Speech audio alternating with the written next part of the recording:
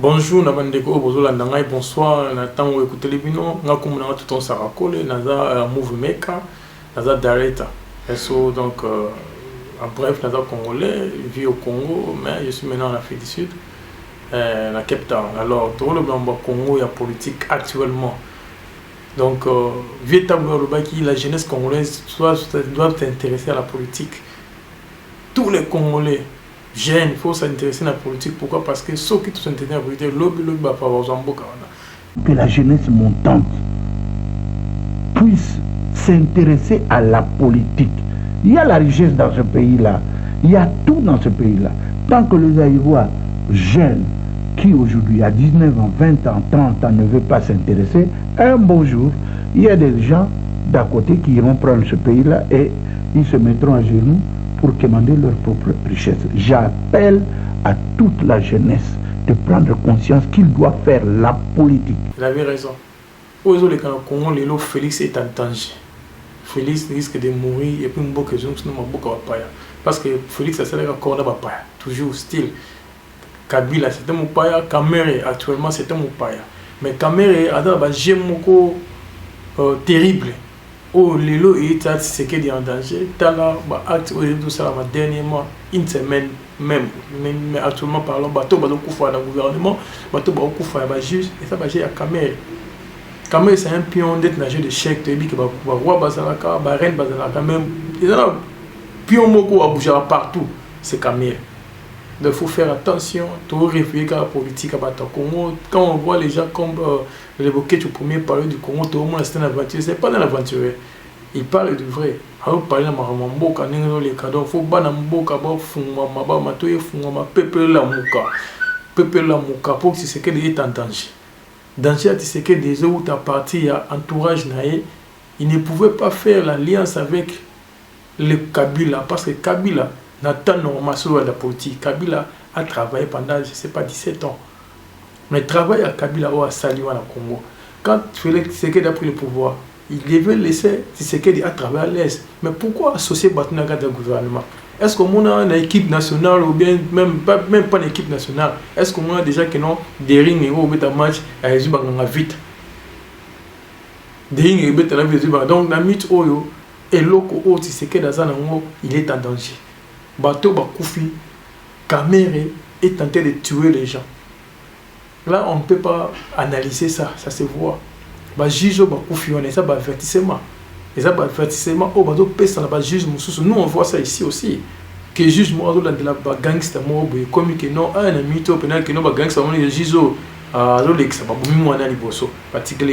la même chose qui s'est fait là-bas au Congo. Bateau peste, c'est que là-bas. Mise en avertissement. Donc, peste juste l'avertissement. Alors, Congo, malgré Tshisekedi a dans la souci, on a état de droit, mais il ne peut pas faire ça. Parce que l'entourage n'a ou à soit corps n'a ou et ça déjà mappé. Donc, na mito bana mboka bola muka, bana Congo bola muka. Pour moni Congo na biso wana, et ça mboka mapaya. Tisiko. Donc, il faut que la comment faire pour jouer au terrain. Na supporter à Libanda. Supporter à mon faute belle à jouer. Mais sur côté supporter peut en 4 kokate. Jouer pour dans 4 au moins faute à salaté. Donc c'est compliqué. Alors c'est compliqué, on est aussi que le système d'attaque est changé. Tout le monde Mobutu. Et Mumbo Mbinga Mobutu au fond ben Tshisekedi. Les pères, les vrais Tshisekedi les pères tiens. Alors bien que c'est tienne, ma stratégie, moi ça peut changer. Donc c'est ça que tu sais que dit tout le monde il faut à ça là. Na mito pour na ngai na moni que no Congo il faut koyebla no obetela. Martin Faulu ba lamuka botika ndeko na bino sécurité. Botika ndeko na bino sécurité, c'est l'enfant progrès. Tu as dit que la Bible, c'est que moi, je suis là, je donc, de ça, ce c'est que par coïncidence, on a politique, tout le monde a filmé, il y a chaque boy. Na mythe au kuna mutaou fana poison, na mythe wana kuna mutazo bazo tumbanda. En même temps, ils ont ça. Pourquoi ça? Pourquoi pas coïncidence bon? Bon, tu es la corona, la corona, corona, son mutazo bola, azo bela, kufa mba mota, et ça la mot bachou. et ça va jouer bandit qui ça était solide à sosote et qui malé mais si non car l'homme t'a dit on a profit c'est lui c'est que dit état danger au fait c'est que les gens et ça engagement ou alors engagement zoana même Félix ça dans volontaire au Bongsamboka à kokate yimo kondenga zana pourquoi parce que bato azana bonza pour peuple sunga Félix peuple kota muzindo retirer Félix na libulu wana Félix solo na bandeko ba Martin Faulu bazali wana bato lamuka bali wana zoa idée et ku félité biso nyonso mutu nyonso azana association mboka so il pendant pour bozo bomba makampo na bino moko c'est-à-dire c'est pas le souci du peuple faut bien comprendre après na bamboka auto vandi na ebisio avantage le lo ba corona ezali bana mboka baza ba avantage na bango ba vena bandako ba otika mwa biloko ba vena bandako ba bongo biso ba pour comprendre que non mboka na biso na mito do senga changement radical lelo siko justice et comment te makambo bongo alors nani oya ozala a mutu ke non te na sala parce que protection d'abord na Congo za na moins to mona moto ka ba moment na babu pourtant lobby Ibrahim Kabila c'est l'émission karata ou émission Silimba mo pas ba jiba kenae heureusement kaka ba caméra oyo heureusement kaka musala oyo bandeko o ba sala Congo na ndenga bosolo ba mo bomae ba lever ya fara heureusement news est bon internet pas mon que so ba boni mabe pas monsieur donc faut comprendre dans la mytho au Congo nous avons besoin de tout le monde toi-même tu as besoin d'un professeur à cas toi-même tu as besoin d'un ancien dignité